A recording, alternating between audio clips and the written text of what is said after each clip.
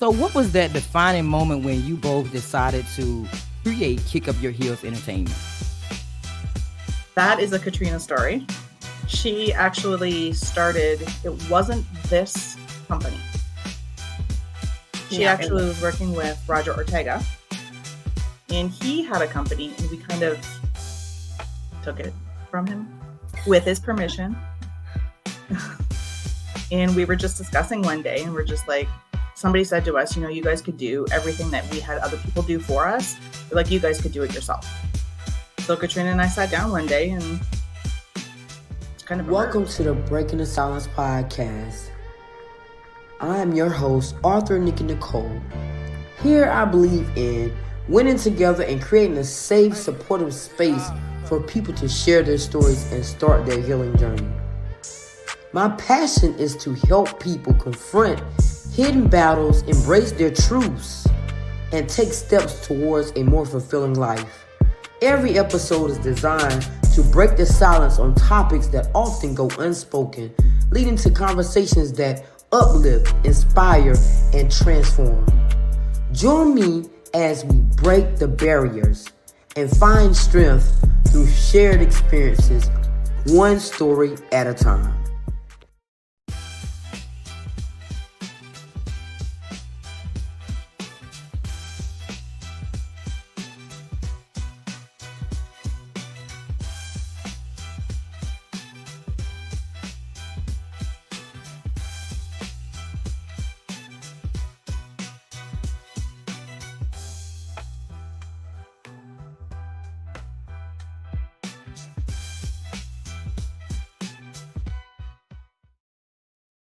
Hey everyone, welcome to another powerful episode of Breaking the Silence.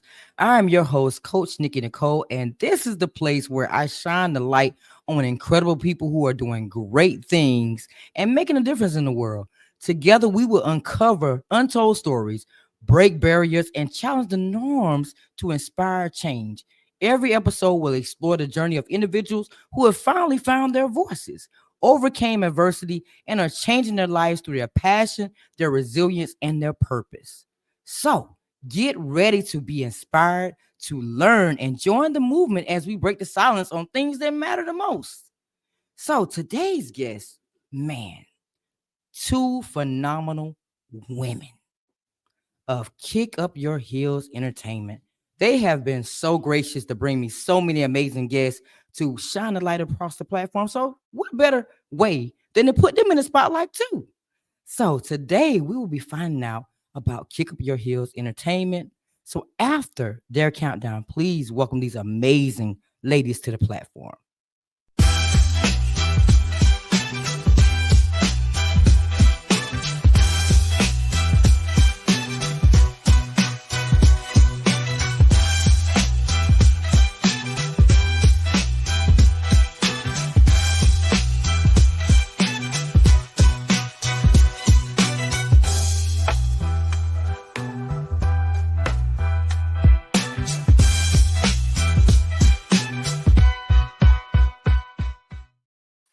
How y'all doing? Good. How are you? Oh, Doing well. Thank you so much for allowing me to shine the light on the great things that y'all are doing. Can y'all introduce yourselves to my audience and let them know why you are on the stage today and what you do? You want to go first? you go ahead. I'm Katrina. I'm with Kick Up Your Heels Entertainment. I'm one of the owners, I guess CEOs, VIP, whatever, all of that. We actually work with talent from musicians, authors, actors, you name it. We work with it to, help bring media into their life.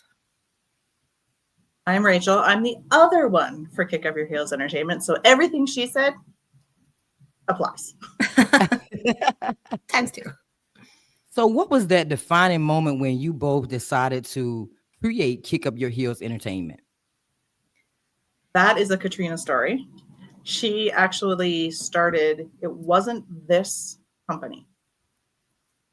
She actually was working with Roger Ortega, and he had a company, and we kind of took it from him with his permission. And we were just discussing one day, and we're just like, somebody said to us, you guys could do everything that we had other people do for us. We're like, you guys could do it yourself. So Katrina and I sat down one day and kind of emerged. Nice. I I love started it. with Roger back. I think I met him in like 2012. At It's the been a time, I was long working time. with someone else and met him actually on Twitter. And then the artist that I was working with then, they did the same show. We all knew we were going to be the same show. Met him. He was with a company, had just released an album, and just called me one day and said, I need to switch it up a bit. But the gentleman that he was working with, there was like an illness, there was all sorts of stuff going on. And in 2013, he had something called, I think it was Mex Mix Productions, to be honest with you. Yeah. And it was a story about him and two guys that he had done shows with years prior. And we kind of fed off of that and put people's names under, but was never really ours. And actually on one of his fan cruises that he did, her and I approached him and said, this name isn't us. Nothing about this is us. Would you still be with us if we changed the name and made it our thing? And sure enough, that's when everything changed. Wow. So how do you come up with a name, Kick Up Your Heels, and what's the story behind that? I'm a girly girl. She is. And I don't know, we were throwing around things. We actually had one of our clients, Dennis. He's a graphic designer. He's all of that. And we were just throwing around names, and he was coming up with designs and whatnot. And it just, I don't know, I guess it was like, I wanted something girly, but not girly, like defining who we are, like women in the industry, because it's something that you don't see that often. Right. Especially with And we wanted everything that something fun. Like we wanted something that wasn't like, we're serious about the work, but we don't take ourselves too seriously. So it's kind of like, okay, well, we need something catchy. It's definitely catchy. Definitely catchy. So now let's move on to the slogan. Now you have the slogan, unleash caught me, because my slogan is unleash your inner voice. I was like, oh, okay, I like that. So what's the story behind your slogan, unleash your potential, mean to you? I think for me personally, I grew up dancing. Like I was in dance class until I was like 18 and I had an injury. And then, people tell you always have a plan B, but you're a teenager, you know better. You don't need a plan B. You're going to be like famous. You're going to be a dancer. You're going to be all of this, right? Until that happens to you, it changes you, right? And as I got into my late 20s, I had opportunities, right? And I realized like so many people kept saying to me, like, you need to do something in this business. That was your dream. Just because you can't have that dream doesn't mean you can't have something else. Like I'm not a singer by any means. I'm none of that. Obviously, even if I wanted to do dance choreography, I couldn't have done it. So being around so much in the entertainment business for 5 years, like being right in it, to me, that was like, okay, there's got to be something. And like Rachel said early on, when we were starting to help people, we were also giving opportunities to other people, things that we could have done. When COVID hit, that was actually the perfect turnaround for us because there was no red carpets. There was no concerts. There was nothing. So that's when we really said, like, we can make this more than just an artist management thing. We had so many people we were accessible to. So for us, it was like these people would be coming to us like Roger, like authors or whatnot. And they're like, oh, we see you do media stuff. All it comes down to in unleashing your inner potential is like, just this is not us. We're usually behind the scenes, right? So anybody can have a conversation. Anyone can answer questions. That's just a basic start. So just start there and then see where it goes. Awesome. So what challenges have y'all faced as women entrepreneurs in the entertainment world, and how have you overcame them? You want to take it? Oh, how much time do you have? I was going to say, how much time you got? I think a lot of it comes down to you always have to prove yourself. Even though you shouldn't have to. It's okay, they hear Katrina or they hear Rachel and they're like, ugh, women. They kind of underestimate you. So we kind of take that and go, okay, you can underestimate me, but then you're going to regret it because we're going to give more than what you think we are going to give. And we're going to do more than you think we are capable of doing. So it's a lot of trying just to get over the hump of getting the interviews for people, because they think, oh, well, it's women, they're not serious, they don't really have these people to give us. But we've turned it around on some people. I think the other thing that comes down to that too is like, I've been in situations many years ago where we were working with someone and there was a gentleman who also, very good friend of ours at the time, who also had the same connections as us, I guess you could say. And it was like, you didn't get a response because you were a girl. You didn't get the email, or you didn't get the approval. And so I went to him one day. I said, I want to put this, like, first of all, I want this to happen for this artist that we were working with, but we're not getting anywhere. It was like 48 hours he had a response. And that's like your first indication of like, do you really want to do? You do. You know, at the same time, people you work with have to realize that, I know some of these people have said things like, oh, they didn't get it because they're a girl. Well, no, it's not always that either. You also have to put in the work. Like, you know, so that doesn't matter if you're a man or a woman. If a door shuts on you, like, we can only do so much. People also have to be interested in what we're providing. Absolutely. So now that you've established this, rapport that everybody knows that you're winning now, has it shifted now that they know what you're capable of doing? Do you get the people now more easier than it was then? I think we're picky too. We don't want to, it's not picky. I think it's, we really want to believe in people's projects. That's number one. And, it also comes down to who's going to also put in the work. It's easy to bring someone on, and then there's nothing worse than working with someone and saying, oh, like, can you do this interview? Like, we always ask, we don't assume. And then literally the day of, I need to cancel. Can we rebook? But like with no valid reason. And you see a lot of that. Everybody wants that big dream of like, I'm on Good Morning America or whatnot. But you do hear a lot of people say like, you don't want those Good Morning Americas yet because you haven't proved yourself to be there. Right. You're right. So you treat your clients like family. And so how do you build and maintain such a strong personalized connection, in this impersonal in the industry of the music industry, I think we've been really lucky with the people that we've gotten, that they are our friends, like genuinely our friends. So it's made it, I can't say it's made it easier, but it also hasn't made it harder. So it's a lot easier to, if something comes up, say to them, look, we have to reschedule. Or if they're being a little lackadaisical, for a better word, on something, you just have to put your foot down and go, listen, we need this. And you can talk to them on a friendship basis, but professionally, and they don't take offense. Nice. You lucky. Y'all lucky, yeah, because we are actually very lucky. Most of the time you can't mix business with, pleasure, they say, because not everybody can balance the both. They're always going to look at it as a personal situation, even though it's a business transaction, if that makes sense. We're both very good, I think, about separating that.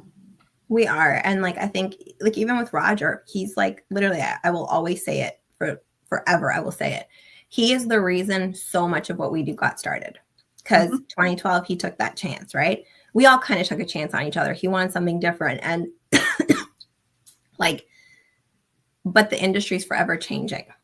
And even what he may have done up until like 2016, and then he releases this album in what year, like 2021. It was during COVID or just after COVID. And it's a whole other world again, right? And you have to kind of explain to them what you did then does not work now, But we, like Rachel said, we've all become friends. And I think that's also what makes it special, is that even if there is someone new that we're working with, we don't lie about who we are. We like to be a family. We are close. Roger welcomes everybody into his life. We do things together and we support each other. So with everything, changing in the entertainment industry all the time, is something new. How do you keep up and maintain that, especially with the trends that people want you to be on? How do you still stay grounded and stay authentic in your process as well? I don't believe that anybody should buy numbers. Like, I don't think numbers don't sell. Numbers don't get you money. Fake numbers. Sorry, let me rephrase that. I've never been a fan of that. And like more recently, we just learned like there are many authentic ways to get numbers on Spotify. It's a lot of work and you can do it, but you have to be willing to put in the work. And I think that's all it comes down to. It's work. It's constantly learning. And her and I are lucky. Like we said, we know so many people in the industry. And if they're honest, they call us and say, hey, like, I just want to suggest this. We're open, you know? It is always changing. And what this person might know, even we may not know.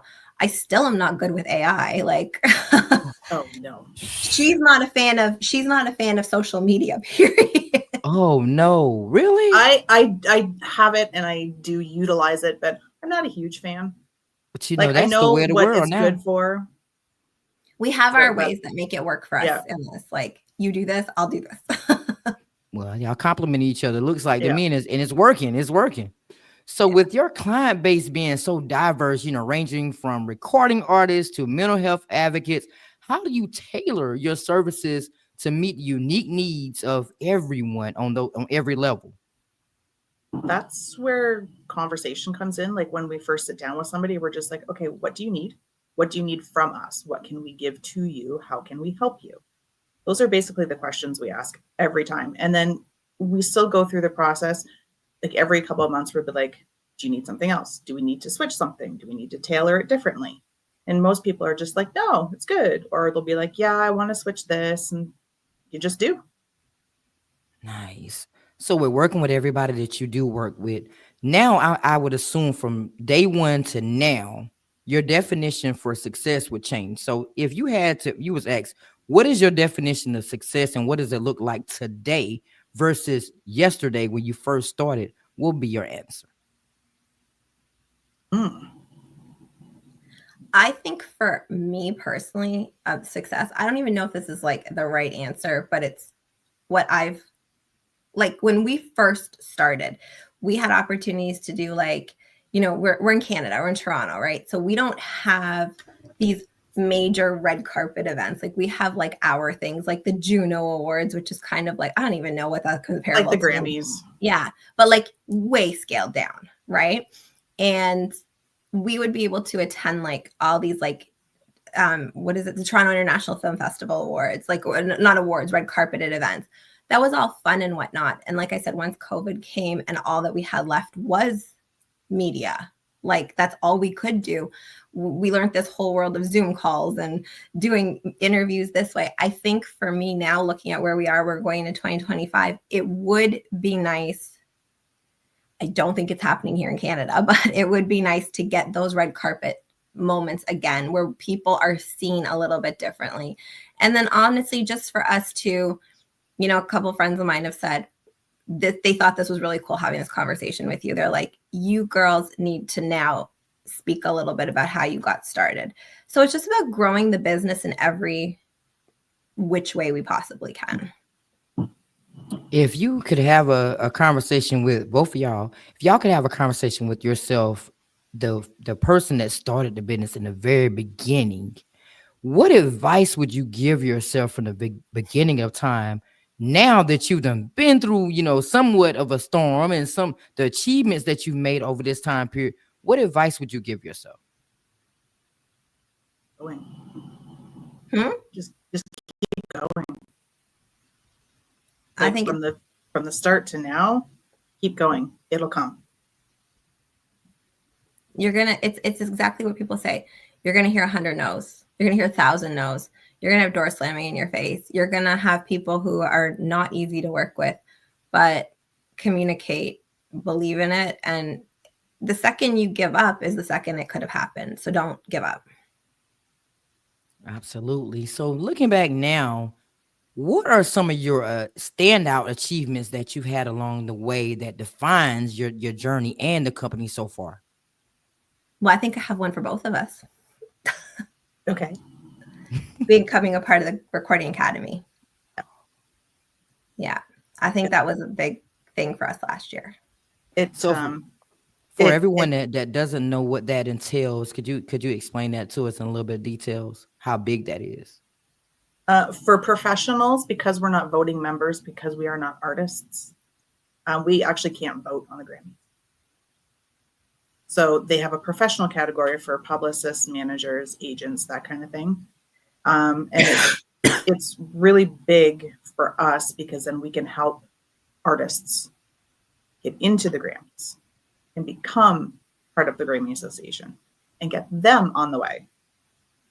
So we're actually considered, like when she says professional too, I mean, again, we're in Canada, and as big as the Grammys are, all their chapters are in the US. So it doesn't matter what part of the world you're in, your chapters are in the US.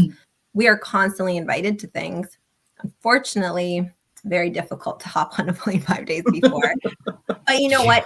It gives us the ability to know what we can look forward to down the road so that we maybe are better prepared. Like we only found out in June, right? Mm-hmm. So it's not even a year, but we do get to we do get to go if we want. You get all of that. The only thing we really can't do, like she said, is vote.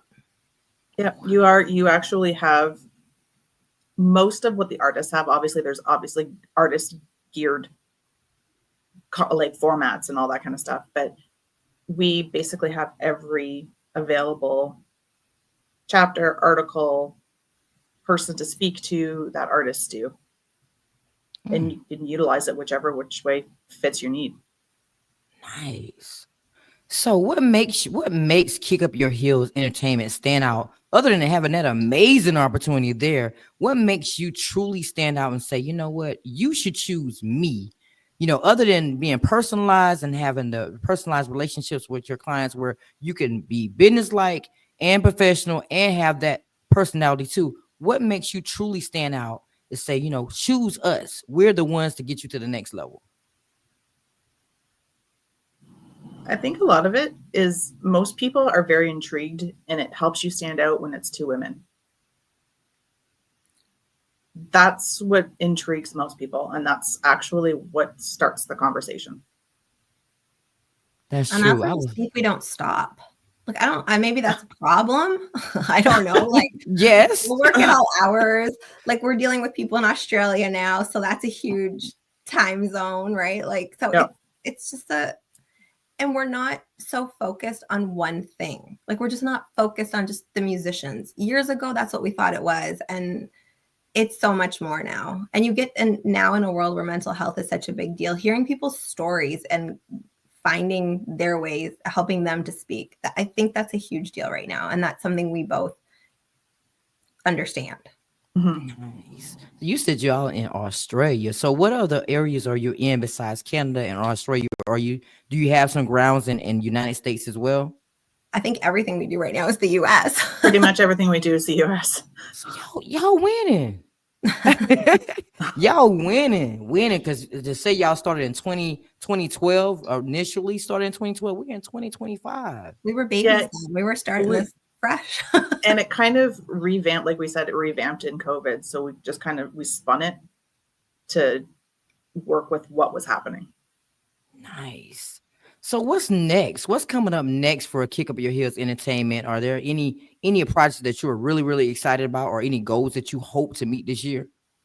Well, actually, we've just put some people through for recommendation for the Grammys, because that's a now thing, like a right now thing. Right now thing.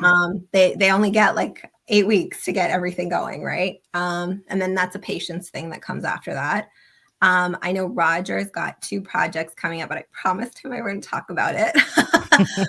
But that's a big deal for me, because this is how we did step back from it just for a little bit with a big move to back to Kansas. And you know, that in itself, you're moving your entire family. So, but now he's ready to get back into it.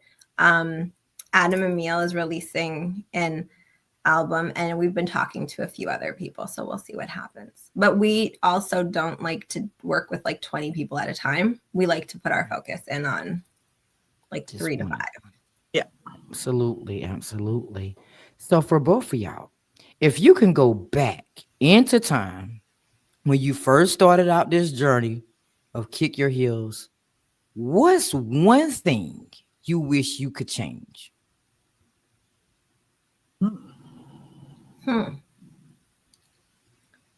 I don't know if there's a thing that I would like to change. You have disappointments along the way. You have situations that arise, but at the end of the day, I think everything is happening the way it's meant to. And I know that sounds so cliche, but like I look back to that, like I said, that like I was never into Twitter, and then I meet Roger and I'm like, look where we are because of how that situation started, you know. And you work with artists over the years and, you know, you fall off or things change, but you still look back and say like, but I now made these contacts because I put the work in, or we put the work in for those people.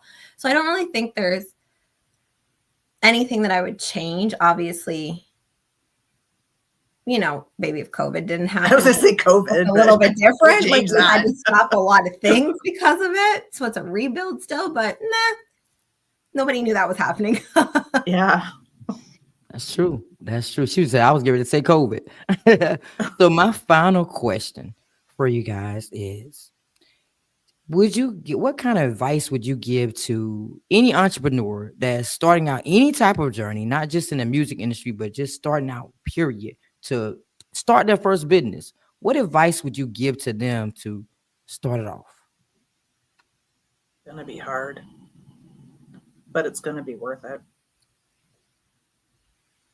Just keep going. Like I said before, keep going. And you don't stop learning. So as soon as you stop learning, stop doing what you're doing. We live in a society where everything you can learn. Like I joke sometimes about like, if I hadn't known in high school, all this would have been so available to us. Like I would have been smarter at math, number one. But there's so much available. And, you know, it doesn't come with having to spend $30,000, $40,000 a year. You're right. Absolutely. So this is my time where I said I call the 30 seconds of fame. So I'm going to do your countdown again. After the countdown, I'm have y'all go at one at a time and just give some kind of advice. I always say give some advice to the younger generation, because sometimes I feel like the younger generation needs, you know, some advice of substance. So give some advice, whether to the young entrepreneurs, to the young generation, and also let everybody know where they can follow your journey, how they can get in touch with you if they want to be, you know, artists with you, or however, just to work with you and collab with you. So after the countdown, I'm going to put you up first, Miss Katrina, and then I'll put you up, Rachel. All right.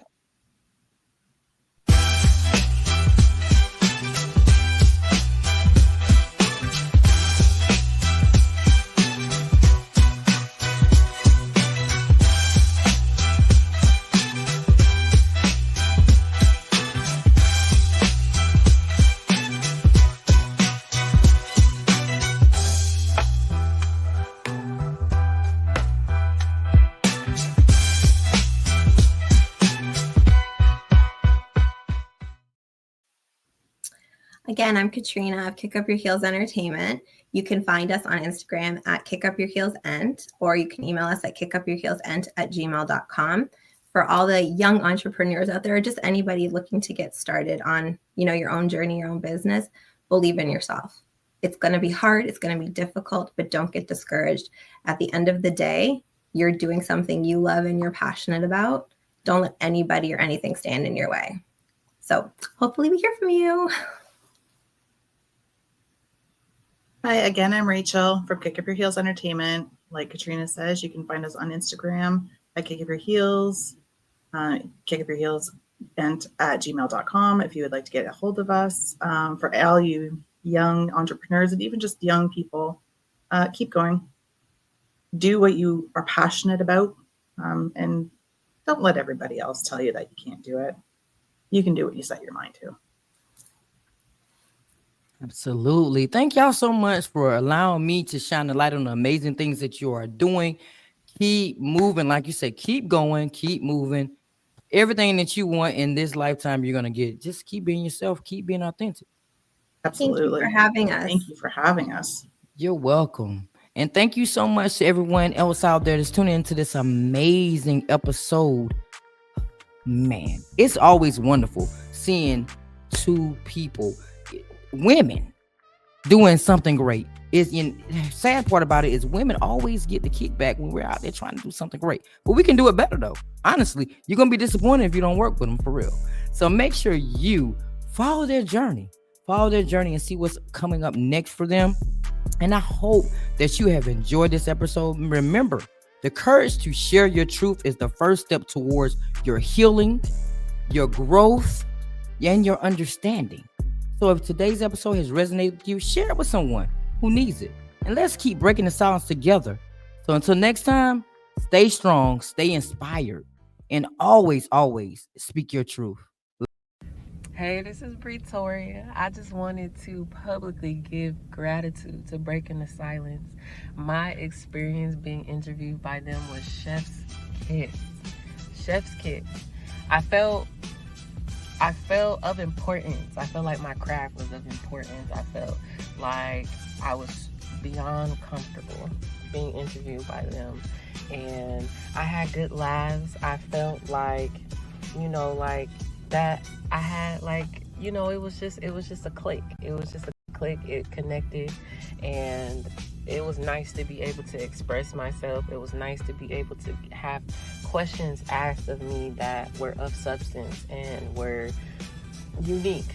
And I appreciate them so much for being open in regards to my schedule, because I did so much. I got so much going on, and even at that moment, I had a lot going on, and Breaking the Silence was understandable and punctual, and I appreciate that. I appreciate being interviewed with people and it's laughs, and I learned something, and I gained another side of a perspective of another person, and just advice, and being able to give advice, and being able to have the floor to